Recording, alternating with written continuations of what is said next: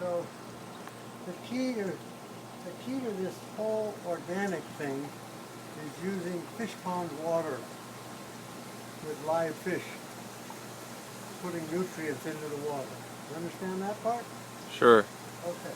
So first thing I did was build a box. The box is going to be a fish pond. It is a fish pond. I built a plywood box.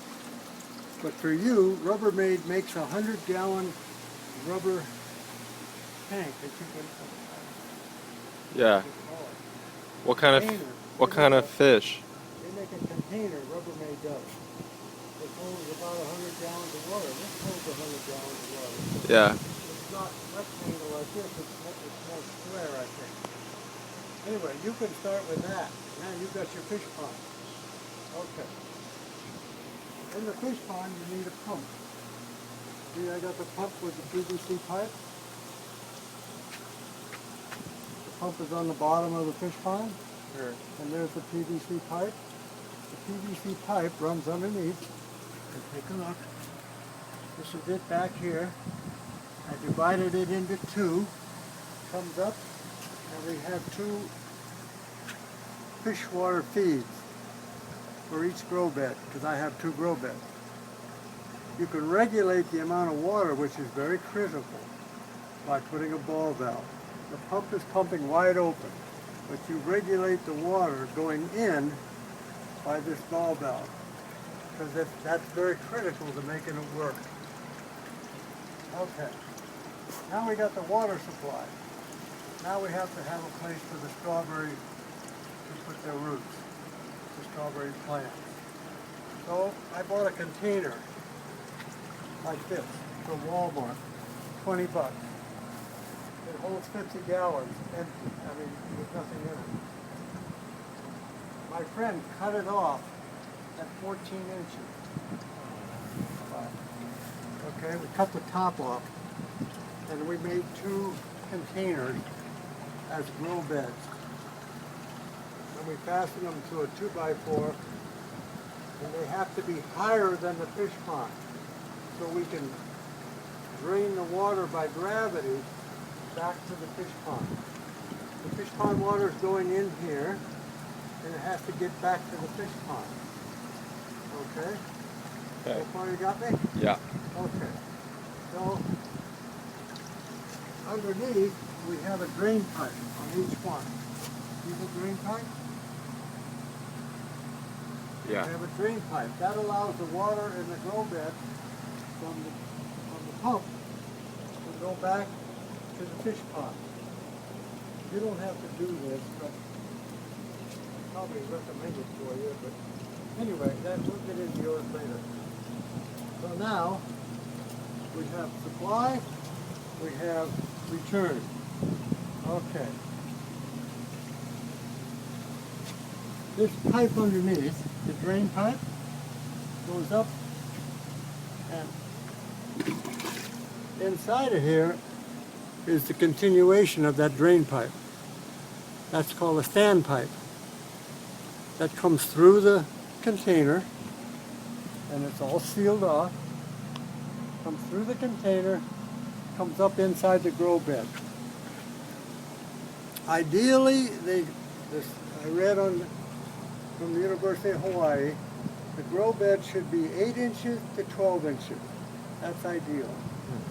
Whatever you can make it between 8 inches and 12. I made mine 12 inches.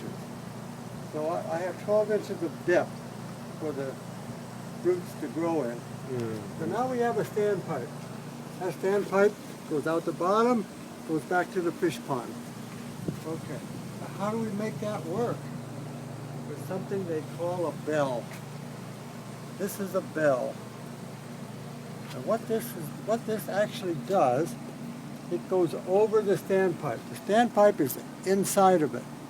And this is cut out so that the water that's coming from the supply can go in here and go up here inside the bell and run over the standpipe. So we put this down over the standpipe like this. All right, now it's in place. Now the bell is covering the standpipe. The outside pipe is called a gravel guard. This is the gravel that you're going to put the roots in, but you don't want it to get into the bell because then it would plug it off. So we take and make a large pipe, cut it off so it's higher than the bell, and in the bottom of the standpipe, or the gravel guard, the top of the, inside the gravel guard, I'm getting screwed up here. The bottom of the gravel guard has a bunch of slits, cuts. We make cuts all the way around at different levels. I'm up about 5 inches. Mm-hmm. That allows the water that's being pumped in from the supply to fill up in the gravel and go through those slits and get inside the bell. Remember those cutouts at the bottom of the bell? Yeah. Well, they're allowing the water to go inside the bell. The water is filling up inside the gravel guard and also inside the bell. So the cuts on the bottom of these two are similar. No, they're absolutely different. Okay. This one has just a saw cut, just a very thin saw cut. Not all the way around, only in pieces, only in sections. See? Yeah. So it remains solid. So, and the slots are small enough so that the smallest pebbles can't get through, but the water can. Mm. So the water goes through the gravel guard, fills the center. It's filling the bell because we have cutouts at the bottom of the bell, and the water is now coming up. When the water gets to the top of the standpipe, inside the bell, it will start to spill into the standpipe.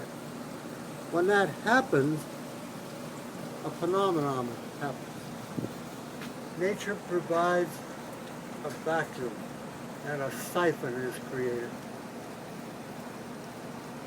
Because the water is going into the standpipe, it's trying to fill the tube to get back to the pond, and once that gets enough water in it, it draws a suction. It creates its own vacuum, and it starts sucking the water from inside the bell through those openings on the bottom.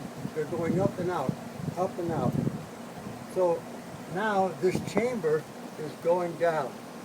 The water is going back to the fish pond by way of the drain pipe. Now, what's that little tube on the side? That's called a snorkel by the Hawaiian University. And that's above the standpipe. It's about maybe an inch or so above the standpipe height in the top of the bell. And it's sealed off because it has to be airtight.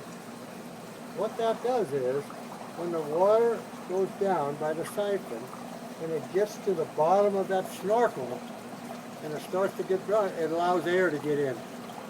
The water is going down by itself, gets to the bottom of the snorkel, and atmospheric pressure pushes air up the tube, comes up to the top of the bell, and stops the siphon.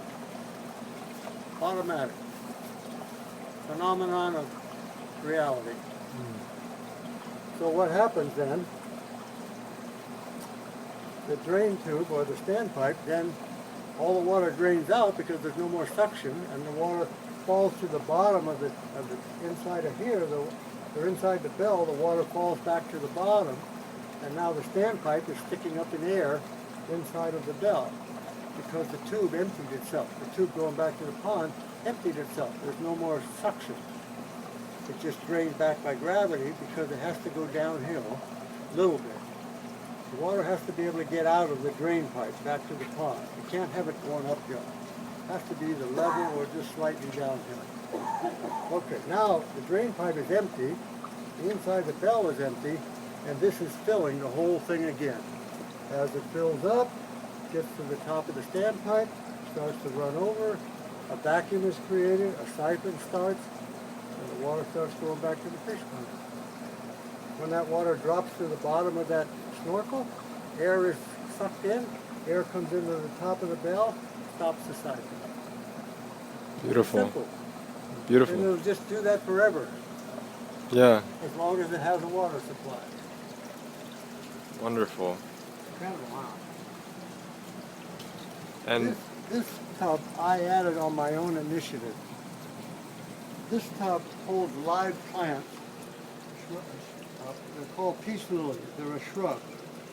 And they're bare rooted. They have no dirt. They're bare rooted.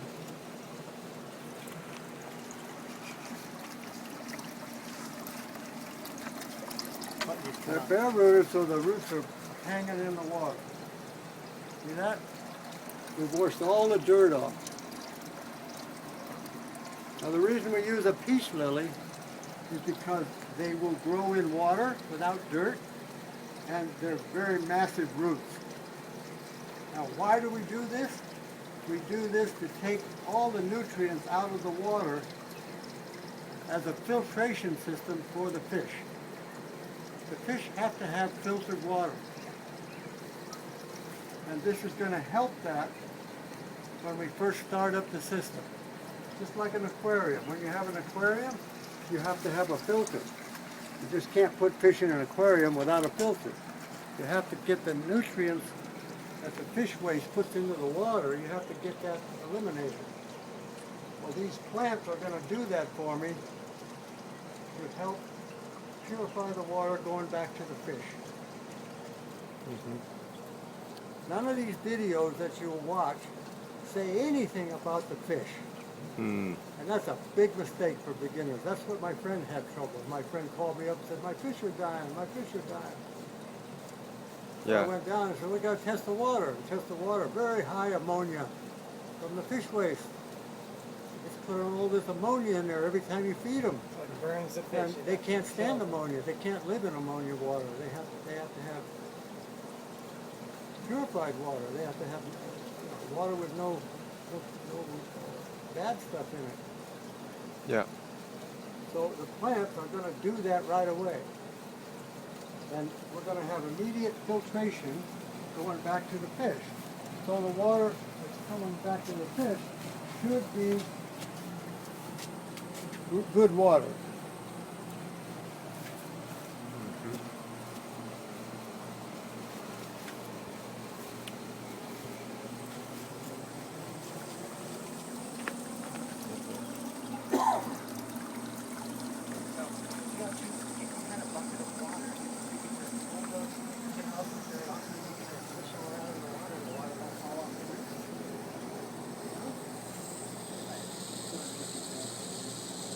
There's some new roots right there. Oh, they'll grow roots, Dad. As long as you have the green, they'll sprout new roots. Trust me. Yeah, that one I put in there has already got 4 new shoots coming. I put mine in just dirt like that, and they grew roots. Oh yeah, it would. Okay, we'll One? plant 'em. Okay.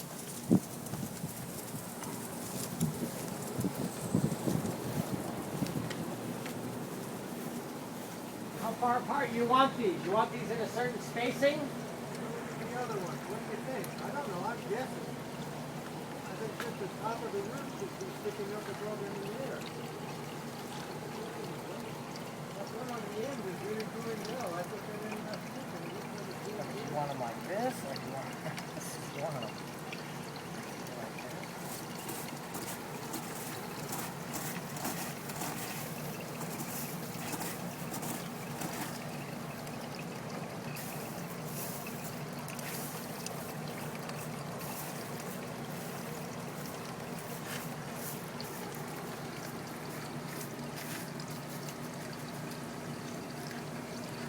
Beautiful. Would you want me to make it? You want me to make it even based on a